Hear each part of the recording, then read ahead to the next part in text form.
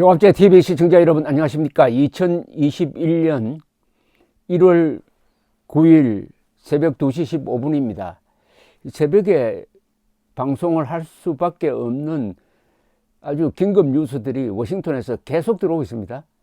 이것은 미국의 문제가 아니라 세계 전체의 문제고, 한국도 이상한 대통령을 뽑아서 지금 국민들이 어떻게 국가 생존, 자유의 확보, 헌법 수호를 어떻게 할 것이냐 하는 고민에 빠져 있는데, 미국이 하나의 반면교사 역할을 하고 있다는 점에서 제가 가만히 있을 수가 없어서 계속 보도를 해드리고 있습니다.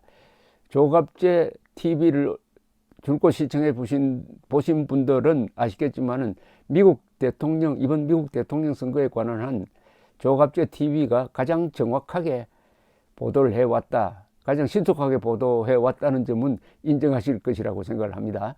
자, 방금 들어온 뉴스가 3건이 있습니다. 이게 다 어마어마한 뉴스입니다. 첫째, 이 낸시 펠로시 미 하원 의장이죠. 하원 의장이 트럼프에 대한 신속한 탄핵을 추진하겠다고 했습니다. 그리고 다음 주에 바로 하원에서 투표를 통해서 탄핵안을 통과시켜 가지고 상원으로 보내겠다. 그러면은 상원에서 어떻게 해야 되느냐? 상원은 지금 현재로는 공화당이 다수인데, 이번에 조지아주에서 2사람이 민주당이 당선되었으니까 50대 50이 됩니다. 그분들이 언제 이 선서를 해가지고 적을 올릴지 그건 조금 두고 봐야 되겠는데, 어쨌든 상원이 결정을 합니다. 상원이 한국처럼 헌법재판소 역할을 하는데, 역시 3분의 2 찬성이 있어야 됩니다. 그러려면은 100명이니까요.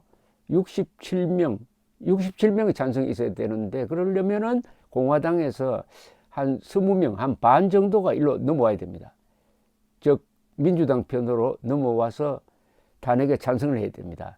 그때 가면 어떤 일이 벌어지느냐 하면은, 공화당이 그렇게 찬성 투표를 하기 전에 아마 트럼프 대통령에게 최후 통첩을 할 가능성이 있습니다.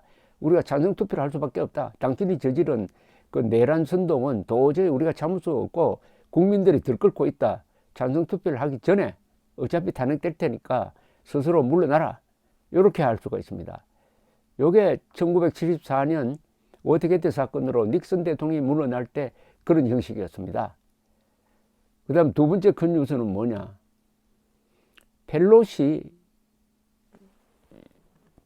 하원 의장이 누구와 통화를 했느냐 하면은, 이 합참의장과 통화를 해가지고, 합참의장입니다. 미국의 합참의장은 어떻게 보면은 군령권을 가진 사람인데, 이 작전 전반을 직접 통제하는 최고의 군인이죠. 서열 1위입니다. 이분한테 뭐를 부탁했느냐 하면은, 트럼프가 핵 발사 단추를 누를 수 있는 그걸 항상 옆에 두고 있습니다. 지금도 아마 백악관에 장교 한 사람이 그 코드를 발사할 때, 핵 미사일을 발사할 때 집어넣는 코드, 영화에 가끔 나오죠.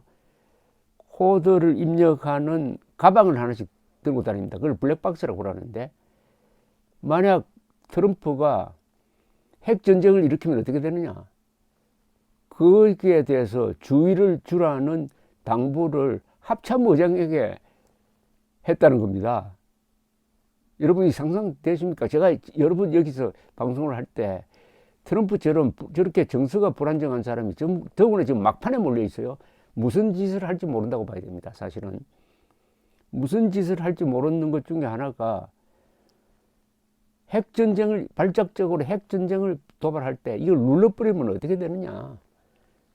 그러니까 합참 의장의 건의가 없으면은 아마 대통령이 할 수 없을 겁니다. 합참 의장이 견제를 해야 된다, 이런 부탁을 했다고 했습니다. 그리고 세 번째 뉴스는, 트럼프가 오는 1월 20일 취임식 때, 바이든 대통령 취임식 때 참석하지 않겠다고 트위트를 날렸습니다. 참석하지 않겠다, 딱 그렇게만 썼습니다. 외도 없고 참석하지 않겠다. 이거는 지난 100몇 년 동안 처음이 됩니다. 이건 완전히 관례죠. 여러분들 그 취임식 보시면 아시겠지만은 떠나는 대통령이 들어오는 대통령을 영접을 해가지고 같은 차에 타고 이 취임식장으로 갑니다. 바로 또 그 옆자리에 앉아 있습니다. 또 현직 대통령이 떠나는 전임 대통령 배웅도 해줍니다. 바로 트럼프와 오바마 사이에도 그런 인수인계가 있었어요. 아직도 생생합니다. 그런데 그거 하지 않겠다고 합니다. 이게 무슨 목리를 부리는 것인지 심술을 부리는 것인지 모르지만은 역사적 관례를 깬다는 것은 그건 무례한 거죠. 어제 이제 승복한다. 정권의 스무스한 인계에 협조한다고 했지만은 그 협조를 보여주는 가장 상징적인 그 의식을 갖지 않겠다는 겁니다. 지금 트럼프가 승복한다고 해놓고 그게 진정성이 보이지 않는 게 첫째, 바이든 대통령의 당선을 지금 축하하지 않고 있습니다. 그리고 바이든 대통령 당선자를 백악관으로 초청을 해야 됩니다. 그리하여 전임과 후임 사이에 인수인계가 있어야 됩니다. 대통령과 대통령 사이에는 대통령과 자기 대통령 사이에는 고급 비밀이 있을 수가 있습니다. 우리끼리 아니면은 이거는 누구한테도 이야기할 수 없어가지고 내가 직접 이야기한다 이런 식으로 바로 그런 절차를 지금 전혀 밟지 않고 거기도 나가지 않겠다. 이건 완전한 깽판입니다. 이런 무례가 있을 수가 없는 거죠. 개인과 개인 사이에도 지켜야 될 절차가 있는데 가장 민주주의 국가에서 가장 중요한 게 정권의 평화적 이양입니다. 정권의 평화적 이양을 위해서 우리 인류가 얼마나 오랫동안 피를 흘리면서 노력을 했는지 모릅니다. 우리나라도 마찬가지 아닙니까? 1987년 이후에 정권의 평화적 이양 교대가 쭉 30몇 년 됐습니다. 그러나 이 역사가 어디까지 거슬러 올라가느냐 하면은 1688년 영국에서의 명예혁명입니다. 그 전에 영국에서는 정권 교대는 보통 암살, 전쟁, 혁명을 통해서 이루어졌습니다. 그러나 그 뒤로는 우리 피를 흘리지 말자 해가지고 선거를 통한 평화적 정권 이양의 전통이 쭉 이어졌는데 바로 그 평화적 정권 이양의 가장 상징적인 그 행사에 트럼프가 가지 않겠다고 했으니까 미국 민주주의에 사실은 침을 뱉는 것입니다. 침을 뱉습니다. 그리고 또 다른 뉴스가 하나 있는데 요거는 또 따로 말씀드리겠습니다. 한꺼번에 너무 많이 이야기를 하면은 아마 여러분들도 혼란스러울 것 같은데 정리하면은 민주당이 아주 신속하게 트럼프 탄핵을 추진한다. 그다음 펠로시가 합참의장에게 전화 걸어가지고 트럼프가 핵미사일로 장난치지 않도록 단단히 견제를 해달라.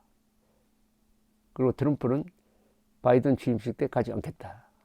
하나하나가 다 굵직굵직한 뉴스인데 한꺼번에 터졌습니다. 감사합니다.